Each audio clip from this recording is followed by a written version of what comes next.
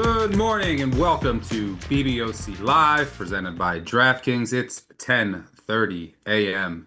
Eastern, and this is the Week 7 college football betting preview. I'm Stuckey. Joining me, as always, my fellow BBOC co-hosts, Collin Wilson, Mike Calabrese, and the one and only Josh Nunn, aka Duck. Lot to get to today.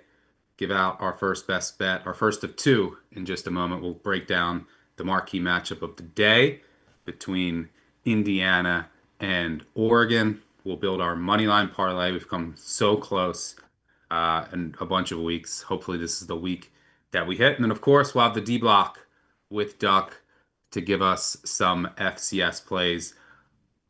By the way, if you want to follow along, any bets, quick slip, we'll drop the quick slip links in the chat of YouTube. Hit that like button. Would appreciate that as well. Make sure you follow along on the award-winning Action Network app to follow all of our picks, both pending and those to come throughout the day. Gentlemen, what a slate that we have. And there's great distribution. Like if you just look at the 12, the afternoon slate, the night slate. We even have Arizona State, Utah, although Jeff Sims, I don't know how he's still around. That might have put a little damper on that game. And we even have a midnight game between Utah State and Hawaii. I believe we have a play on that game at some point during the show. If you were restricted today to only watch one game, what would you choose? Calabrese, I'll start with you. I think I'm going to go Red River. Just so much intrigue. The tortilla press guy from Chipotle breaking news that Mateer's available. Is he actually available? Will he play? The whole narrative around Arch, is this his turnaround game and his moment to kind of take control of the entire season, or is it time for them to look for a backup quarterback? So there's so much that's going to pivot on this one game and is unknown going into it, adding on to historically what's always been such a fun game in Dallas. I'm just excited for that one. Out of all the games today, you're going to choose the one that might be the least amount of fun. Texas, Oklahoma. I don't know how many points are going to be scored in that, but yeah, it's always a good watch. I think I'm going to go with Kent State, UMass. I'm kidding, but I will be watching that game because I have money on it, sadly. I'll say Auburn, Georgia. I mean, it's Jordan Hare at night. Weird things are going to happen. I just tweeted out the link of the the prayer Jordan Hare I had Georgia plus four, fourth and long, the tip ball up in the air. Auburn ended up winning by 5. Hopefully they return the favor. Colin, are you going to go Arkansas, Tennessee? I hope not. No, I mean Bobby Petrino's first game back. I mean, I already know what's going to happen. Arkansas is going to win, so I'm not really that interested in that. And I would say Michigan USC because I will say this: I think the winner of that game is going to go to the Big Ten championship. But the most intriguing game of the day, by far, and no one can convince me otherwise, is Indiana and Oregon because this is the Havoc Bowl. This is number one offense. Havoc allowed with Oregon going up against the number one defense and Havoc, and that is Indiana. But more importantly, Stuck, what you and I talk about on our podcast is why is there a different set of power ratings for Indiana when they face blue chip squads versus when they take on Sisters of the Poor in the Big Ten and beat the shit out of them, right? So why today is All a right, Colin, I ask you one question. We're going to talk about that game. And you can't, this guy just rambles. are they real? Is Indiana We'll get real? to that. That's the marquee game. I can't wait to hear all of your thoughts. But I am really looking forward to USC Michigan. By the way, you keep saying the winner's going to the Big Ten championship. Which one of Ohio State or Oregon is going to die? It's Are either always one of Ohio them? State for me. It's always Ohio State for me. Always Ohio State to you. Penn State's going to beat Ohio State, right? No, All right, Duck, how about you? Yeah, Georgia Auburn's going to be fascinating. Did Auburn fix their O-line issues? Is Georgia for real? They're clearly down a couple notches in the trenches. I'm fascinated to see what happens at Jordan Hare at night. All right, let's get to our first best bets. And to no one's surprise, Colin is going with. the Arkansas Razorbacks, Bobby Petrino. Yes, Stuckey and I did not bring our neck braces for this game. We're going to take them at 10.5. It's fallen to 10 right now. There's a different attitude in the locker room. There's a man in charge who is taking receipts and keeping people accountable and telling them your value in the portal right now is zero. You're worth nothing. You don't have a future. There's no sense in you getting in the portal because you're not worth anything. He's telling the defense that. Then he scrapped the playbook. Then he redesigned the playbook and he kicked all of their butts in practice this week to where all they've done is come out to the media and say, holy cow, this is a completely different team on the defensive side of the ball. I can't put that in a spreadsheet, and I can't tell you that's why this number went from 13 to 10. I can just tell you it's going to be a different Arkansas defense that we've seen this entire year. When you look at Tennessee's side, there are holes on the defense that Taylon Green and Mike Washington are going to be able to expose. Tennessee 131st in defensive finishing drives. You get past the 40, you're scoring, and that's what Taylon Green does the best. 113th against the rush. I would take a Mike Washington prop right now, who, by the way, came out in the media here locally and was like, "Oh, there's so many holes in Tennessee, I'm going to have a huge day." Like, I have not heard him with confidence say, "I'm going to have a huge day." And then also Tennessee's All-American corner, Jamar McCoy. He is out for this game, so I like Arkansas to contend here. Not sure they can win. I like them to contend. It's going to be a different day for the Hogs. I hope I did follow. I did tell you on this, and if it loses, you will be hearing about it today on Twitter and on the Big Bets on Campus podcast. I just think that they can keep up. Like they can score. I don't know. Like I don't know what Bobby Petrino could say to make this defense any better. There is a chance that they have some new wrinkles, right? They fired the whole defensive staff, so they come out with something. We saw that before against Tennessee that Tennessee's not ready for, and they might steal a few possessions early, and that offense can score. And I don't think the Tennessee defense is elite by any stretch. So yeah, I think that they can keep this. We need a backdoor chance for sure if needed as well. Calabrese, where are you going? I'm going up to altitude in Laramie, a 5 p.m. local kick. San Jose State, a short favorite. I'm going to lay the points with the Spartans. It's atypically warm for Laramie this time of year. We just saw it last week. There was hail and snow against UNLV. Also, the winds are going to die down in the second half of this game and get into the single digits in terms of miles per hour. And that's a huge, issue in this game because San Jose State is the second most pass happy team in the entire country. Walker Eagle's going to be able to throw it all over the yard and create plays when he's targeting Scudero downfield. Then on the other side of things, the two best perimeter options, or at least passing game options for the Pokes, Durr and Gillenborg, are both questionable in this game. If they can't play, this team is 100% one-dimensional. Toad Harris is a nice story, but he's 175 pounds soaking wet. He's not going to have 25 or 30 carries in this game. And Wyoming's offense, in terms of S&P plus 114th, I see them sliding back to being one of the worst in the entire country. So I think Ken Niumatalolo continues this turnaround. They started 1-3. This will get them to 500. I think they're a real player in the Mountain West to get to the conference title game. Yeah, Wyoming's just they're decimated at the tight end spot across the board, which kills them because that's what they want to do. They want to play with multiple tight ends on the field, and they just don't have them right now. So it really hampers their offense. Duck, where you going? Texas Tech minus 14 at home against Kansas. You look at this Tech defense, completely legitimate this season. 2.3 yards per carry given up on the ground. Just 26% of third down conversions against them have been successful. They're the top tackling team per PFF in Big 12 play. They have the best pass rush, the best graded stop unit overall, best coverage grades. Only 50% of pass completions against them have been completed. Just rock solid at all three levels. You look at the major data point for Kansas that they were able to keep it close against Missouri. Kind of fluky result. There was a fumble return, touchdown, and interception, which set Kansas up first and goal. But they were outgained by Missouri on the road by 340 yards. This ain't West Virginia, Cincinnati, or Central Florida this week. And Texas Tech has not played at home in a month. They're going to show up for this one. This will be a big win for Texas Tech.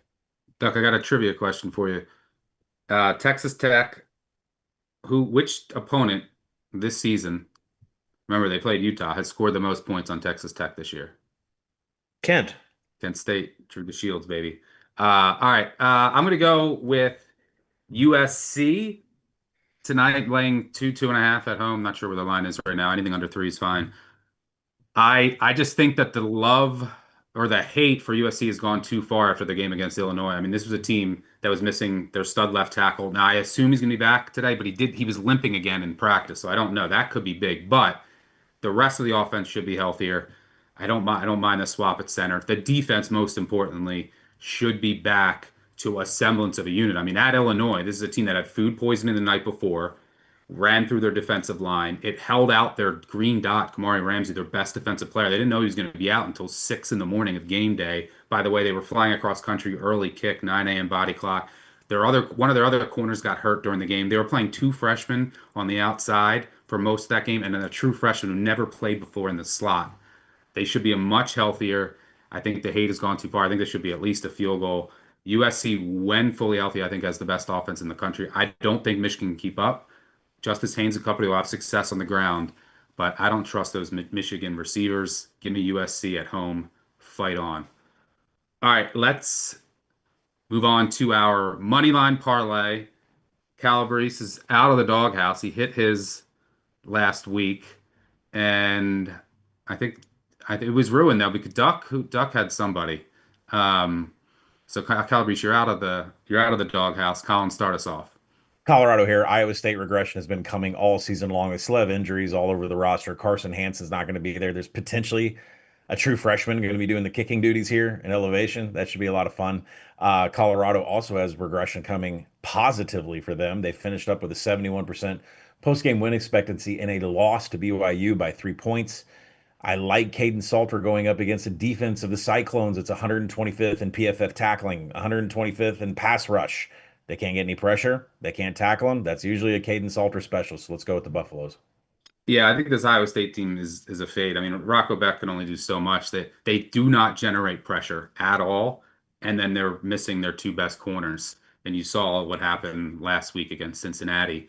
I think this defense is in trouble for the rest of the year. It's like Dominic Orange, a good scheme, but there's not much else there right now. Calabrese, where you going? You tried to target UNLV last week, Stuck, and I think it was the right side. They get what, two non-offensive touchdowns in that game. Two block UNLV punt touchdowns. I mean, this team is absolutely fraud. We'll see how long this win streak can go, but at north of 2-1, I'm going to take Air Force in this game. Liam Zarka is an incredible difference maker at quarterback for the Falcons. 3 straight games with 200 through the air, 100 on the ground. He could go for 4 TDs against this UNLV defense that is piss poor, 102nd in S&P plus defense. And the run game should absolutely shred the running Red Wolves because they struggle to tackle. They're 120th in rush explosives allowed and 117th in rush success on the ground. On the other side of things, Air Force, the only thing they can hang their hat on, their pass defense arguably is bottom 3 in all of FBS football, but they're not quite as bad when it comes to stopping the run. And do we get a break here? And there's no Jet Thomas for UNLV. He got the questionable tag put on him at midweek. There's been no information since that's come out, but he's their one-play touchdown man out of the backfield. You look at Air Force, they're 50th in rush success, defense 66th in tackling, and 68th in stuff rate. Like I said, nothing overly impressive, but if they can at least get UNLV into known passing down situations, maybe they can drop 8 and Calandria gives them a turnover or 2 in this game. Anything north of 2-1, I like the Falcons fly fight win. Yeah, I don't mind it. I don't know how I don't know how Air Force gets a stop. Like their secondary is laughably bad. But yeah, I mean, Calandria might throw it to him a couple times, and I do think Air Force can keep up. Duck, where you going? Ball State plus 265 on the money line. You look at Mike Yurimovich, the offense just took some time for the install to kind of get everyone adjusted to it. They looked really bad in their 2P4 roadies, but the last 3 weeks, Ball State's offense has come around. The key has been the emergence of a competent passing game with Kyle Kelly at quarterback. You look at the formula for Ball State, we just saw it last week, being able to hang around against a premier MAC team. Well, Western Michigan's offense is not really built to win by margin. They were stuck in a 7-3 slow burning grinder with UMass last week before pulling away in the fourth quarter. But the Broncos 131st in offensive success rate, 113th in preventing havoc against them. Ball State's got 15 sacks and 30 tackles for loss. They're going to come after Brock Lowry in this game. They were able to bottle up Navarro last week. I think they can do it here. Western Michigan, the second worst run defensive grades in the MAC per PFF. I just don't have this much separation between these two teams. I like Ball State against the number. I think they go in there and get the win on the road. All right, I'm gonna keep it. I mean, taking a money line in the MAC this year is not a bad idea. There, it's gonna be chaotic. Can't wait for weekday action. I'm gonna go with Wisconsin. I'll keep it simple. I mean, this is the lowest total of the year. We don't even know who's playing quarterback. Like, this is going to be a disaster. This is maybe Wisconsin's last stand. They've had a brutal schedule to date. I thought the kid looked a little better at quarterback against Michigan, but Wisconsin's had this game circled. They've been doing like 42 push-ups after practice every day for like a year because they gave up 42 to Iowa last year, and who gives up 42 to Iowa unless you're UMass? So like the total's 35, and like there's quarterback uncertainty across the board. So yeah, give me Wisconsin. By the way, Colorado, Air Force, Ball State, Wisconsin, 60-1 at DraftKings. And before we get to the marquee matchup of the day between Indiana and Oregon, I'll toss it to myself, tell you a little bit about DraftKings. The Big Bets on Campus podcast is sponsored by DraftKings, and in partnership with DraftKings, we'd like to announce the next great touchdown is coming, and you can bet on it Right now, new customers can bet $5 and get $200 in bonus bets. That's right. New customers turn $5 into 200 if your bet wins, paid instantly in bonus bets. To get started, use promo code BBOC when signing up. Again, that's code BBOC to get on board. The crown is yours. All right, thank you to me, I guess. Let's move on to our marquee matchup of the day between Indiana and Oregon in Eugene, 3:30 Eastern on CBS. We have the Ducks sitting, let's see, across the board. I'll call it consensus 7. Indiana has continued to take money total. Consensus, we'll call it 53 and a half. Colin, now is your time. I might cut you off at one point. I saw how much you wanted to say, but what are Well, your thoughts here? this is the whole thing. Is like, are we going to consider Indiana one of these teams that can hang with the elite? Right? They have not shown it against five-star blue chip prospects when they've played them in those games. I'm taking the over. DraftKings sizes at 52 and a half. I'm going to take the over in this game for a number of reasons. Indiana did give up a bunch of rush explosives to Old Dominion and Kennesaw. Maybe they've cleaned that up. Maybe they haven't. And Oregon can absolutely cook with Jaden Lamar and De'Ara Hill. And then the Ducks were stuffed just 7 of 39 times against Penn State. I mean, that is a high functioning offense. And if they can do that against Penn State's defensive front, I think they can do it against Indiana too. You go to the other side of the ball. Fernando Mendoza is just throwing a beautiful ball right now, and he dominates quarters coverage, which is what he's going to see here. He has a 77% success rate against that. Like normal average is like 49%. He's throwing 77. And plus, Indiana runs inside zone read concepts with Roman Hemby and Kalen Black. That is pretty tough for Oregon to defend. And Oregon's defensive interior, from the rush perspective, anyways, has always been a problem annually. So I think there's going to be a lot of scoring opportunities in this game. They should convert. But overall, I like Indiana too in this game. But are they for real? Can they tackle in space? Can you tackle Decorey Moore in space? I can't wait to see that. Yeah, I don't have anything on this game just because, like, look, Oregon, really impressive at Penn State, but is Penn State just bad? Like, is Penn State Clemson this year? Because I get that they might have been sleepwalking at UCLA, but James Franco never loses that game. And they also look bad before the Oregon game. So do I not weight that as much? I don't know. And then is Indiana a bimodal team? Like they have these peaks where they're against everybody else that they're here, but then against the teams with blue chips and 5 stars, they can only get to here because the execution can only take them so far, and they don't have the same type of bodies. Now, I think that they are bigger and stronger up front. When they played some of those teams last year, they didn't have Drew Evans at left guard, for example, and his backup was brutal. So I think Mendoza is better than Rourke. Mendoza is like an NFL prospect. So I think this Indiana team might be better than last year, but I still have questions like what happens when we'll learn a lot about Indiana. Like, is this team capable of stepping up? So I don't really have anything off the bat. Calabrese, what are you looking at? Yeah, I think this Indiana team is absolutely better than they were last year. And rightfully so, the conversation is who they are against non-elite teams and who they are, or at least were last year, against top 10 opponents. But both those teams play for the national championship. Their game against Ohio State, basically, Ohio State doubles their yardage. They win by 23 points. Oregon also played that Ohio State team to end the season. They basically doubled up their yardage and beat them by 20 points. But no one's talking about that in terms of a fraud alert. And you look at what Oregon did as their number one data point. It's I mean, beating they Penn. also beat Ohio State, to be fair. Sure, yes. But looking at this Oregon team, everything's pointing to that Penn State game. That one all of a sudden gets turned on its head from a narrative perspective in 1 week. They scored 17 points in regulation. They had sub 400 total yards of offense, and UCLA goes nuts on that Penn State team. I think this is going to be a great game. I think Oregon deserves to be a home favorite, particularly at outs and how well they played under Lanning at home. But 7, I'm going to take one little piece out of that game last year against Notre Dame. They totally got outclassed in that game. But what did you notice? Signetti put his foot down on the accelerator at the end to try to get as close as possible. They missed a 2-point conversion late that would have put them within 8 points. So he's not someone who throws up the white flag. The back door is going to be open in this game, so I'll go ahead and take the points. I liked it a lot more early in the week when we were getting closer to 10, but 7 still a play for me on the Hoosiers. Yeah, I mean, if you do value these types of things, I will say that there's legitimate big money in the market that hates Oregon. I mean, take a look. Penn State closed 3.5, 4. The week before, Northwestern got slammed game day. We're talking big limit money coming in.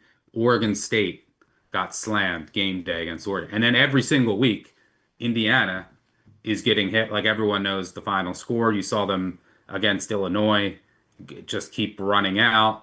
You saw them even against Iowa keep running out. I mean, it's every week. So now you have these two teams meeting. It's no surprise that there's some real legitimate sharp money on Indiana. It doesn't mean it's going to win, but it's just noteworthy. I mean, there was some real sharp money last night on North Texas, and they lost by 50. I don't know. Duck, what are you seeing here? This is also a pass for you.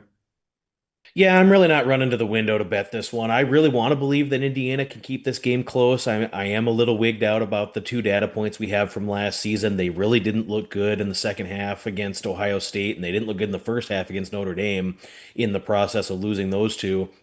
The good thing for Indiana, they were able to kind of wash the stink off of them with that first road game at Iowa. That operation offensively just looked a little bit different on the road. So getting that out of their system, I think, could help them here. Indiana's been elite situationally this season. Third down, 58%, 26 out of 29 in the red zone offensively. And then defensively, just one red zone touchdown given up this season. 23% of their third downs allowed have been converted successfully. 16 sacks and 49 tackles for loss for Indiana.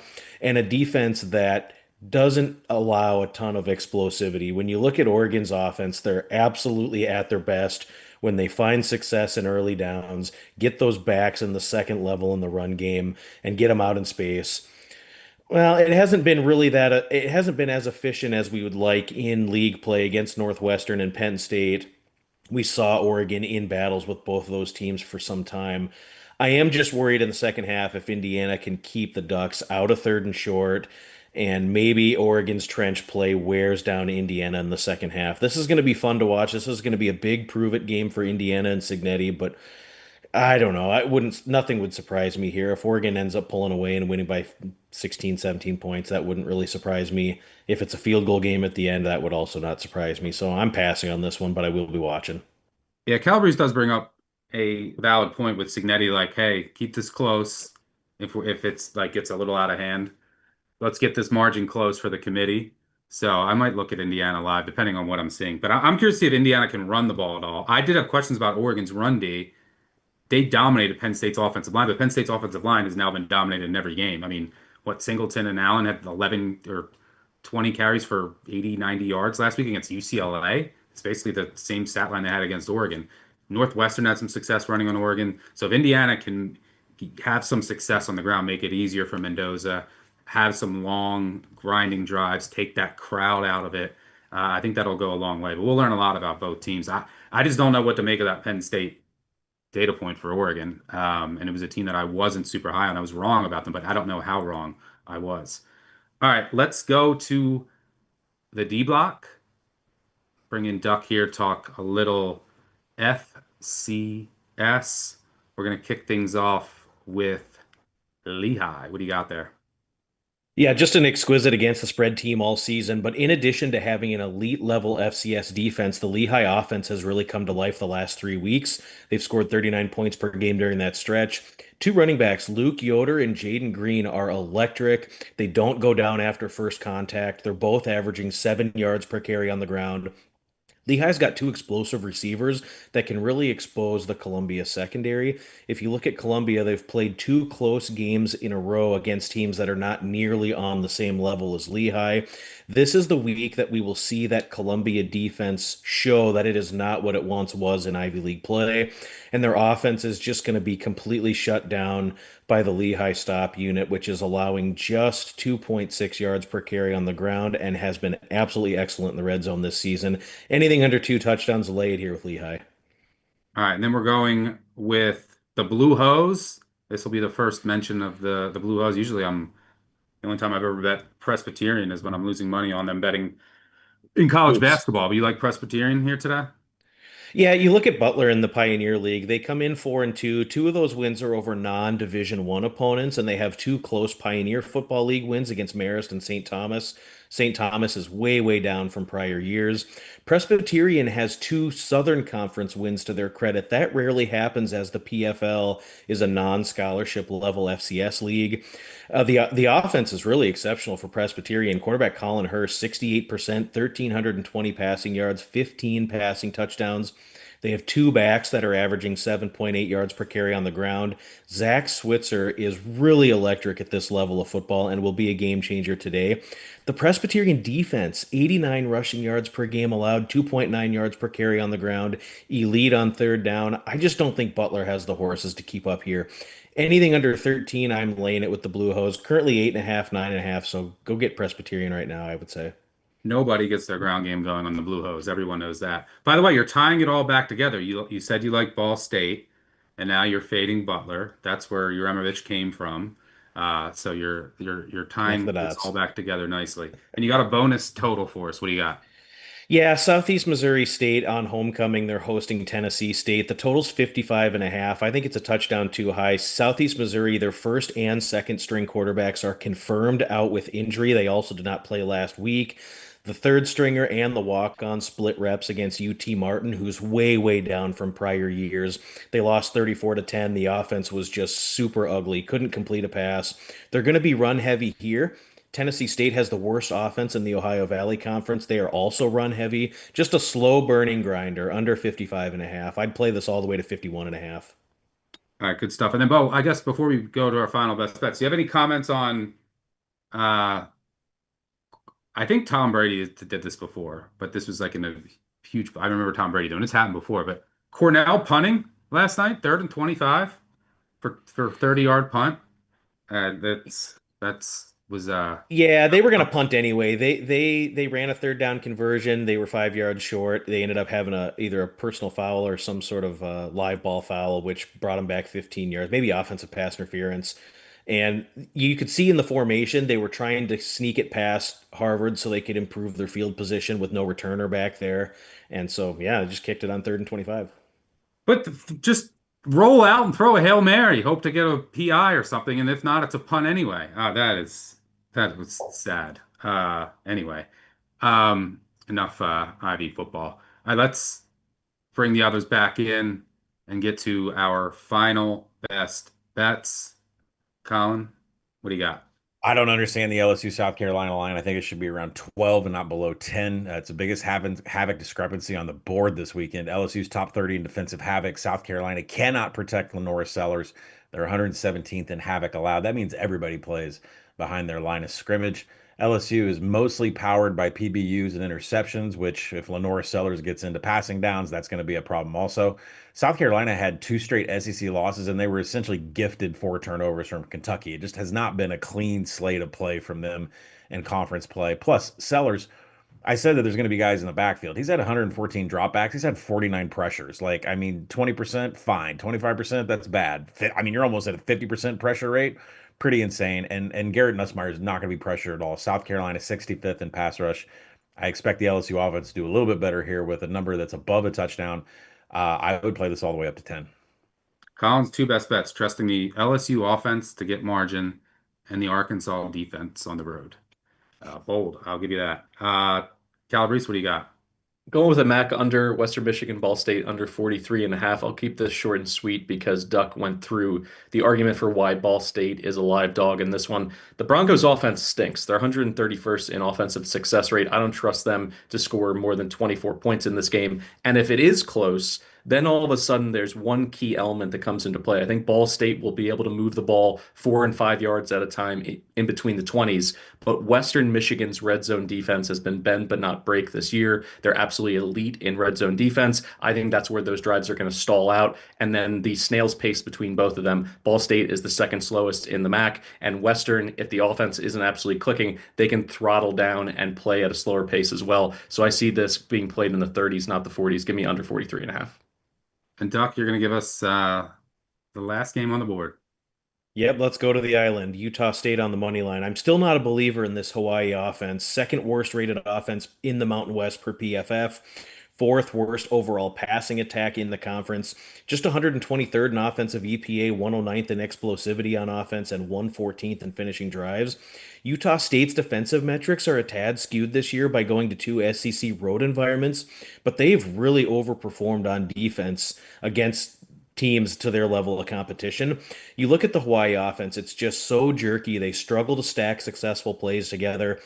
At times they've completely abandoned the run. It is just so atypical of the prototypical run and shoot system that what you think about Hawaii's offense and June Jones running the show with Colt Brennan, Cole McDonald, Bryant Moniz. This is just not it. It is just so jerky.